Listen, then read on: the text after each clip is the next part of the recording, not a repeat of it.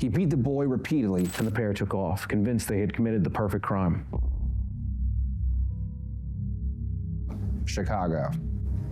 Chicago in 1924 was a city that refused silence. Even late at night, there was always something moving. Trains grinding past the river, steam hissing up through the streets, the low, constant hum of people still awake somewhere. And if you stood silently, you could feel the place breathing around you. Nathan Leopold and Richard Loeb grew up far away from the parts of the city that ground men down. They were cushioned by money and expectation. Their families were rich, respected, and well-connected. The rougher parts of Chicago were nothing more than the things they read about in newspapers. Leopold was brilliant. He graduated high school at 14, and he spoke multiple languages. He read philosophy constantly, especially Nietzsche.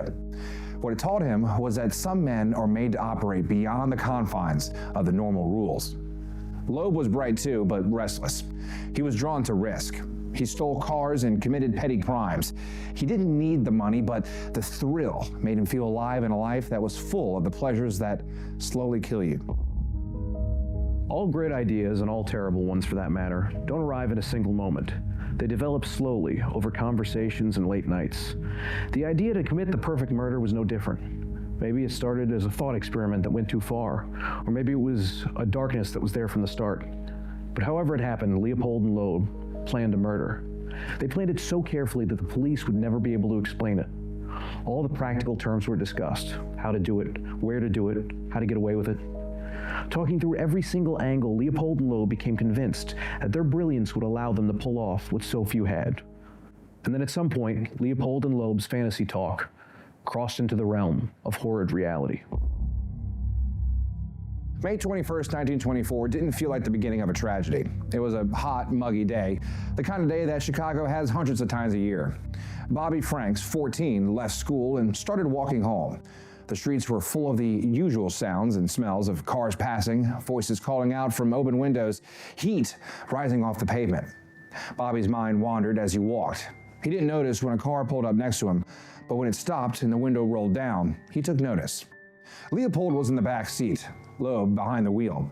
Bobby was Loeb's neighbor. They offered the boy a ride. Bobby said, "No thanks, this house was 2 blocks away." But Loeb pushed. Finally, Bobby climbed in. They had barely driven a block when Leopold struck Bobby in the head with a chisel. He beat the boy repeatedly and then pulled him into the back seat, where he gagged him until he died. They drove south of the city to a drainage culvert near Wolf Lake, a quiet place where the water ran steadily and the air felt cooler. There they removed Bobby's body from the car. They stripped him and poured hydrochloric acid over his face and genitals in an attempt to prevent identification. The smell was sharp and chemical, burning the backs of their throats as they pushed the body into the culvert, partially hidden. And the pair took off, convinced they had committed the perfect crime. They drove back home. Back home, word had already gone around that the boy was missing. So it was now time for the next part of their plan. Leopold called Bobby Franks' mother, identifying himself as George Johnson, and told her that Franks had been kidnapped. Instructions for delivering the ransom would follow. They washed up, ate dinner, and slept like the sociopathic babies they were. The next day, Leopold dropped in the mail a ransom note demanding $10,000 from Bobby's family. If they ever wanted to see their son alive, they were to follow the detailed instructions, which would be forthcoming.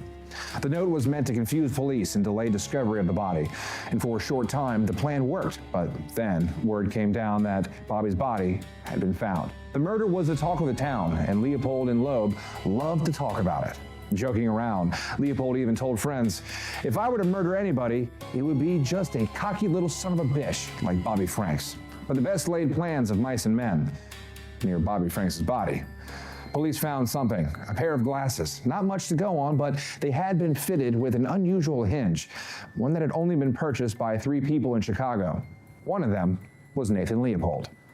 Leopold told police that he'd been out bird watching a week before the murder and that he probably dropped his glasses out in the woods when that happened, and the body just happened to be in that exact same spot. After all, he and Loeb had an alibi for the day that the murder had taken place. They went out and picked up some women who they didn't remember and dropped them off somewhere that they couldn't remember either.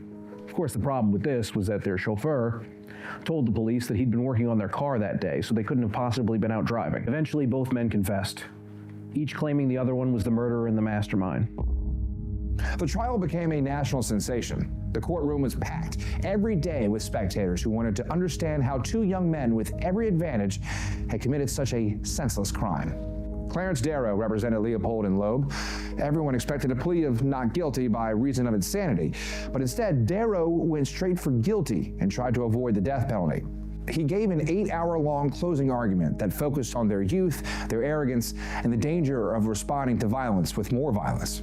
And of course, he sprinkled in some details of their homosexual affair, insinuating that Leopold and Loeb had issues with their pituitary glands. It was the 1920s after all. The judge agreed.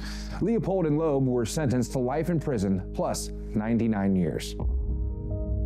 So what happened to the pair? Well, Loeb was killed in prison in 1936, slashed to death in the shower by another inmate. He had more than 50 wounds on his body. Leopold survived. He spent 33 years in prison before being paroled in 1958. He moved to Puerto Rico, married, and worked as a medical technician until his death in 1971. And what can we take away from this story? Well, the only thing I can think is that monsters aren't always out there in the darkness. Sometimes they're just across the street.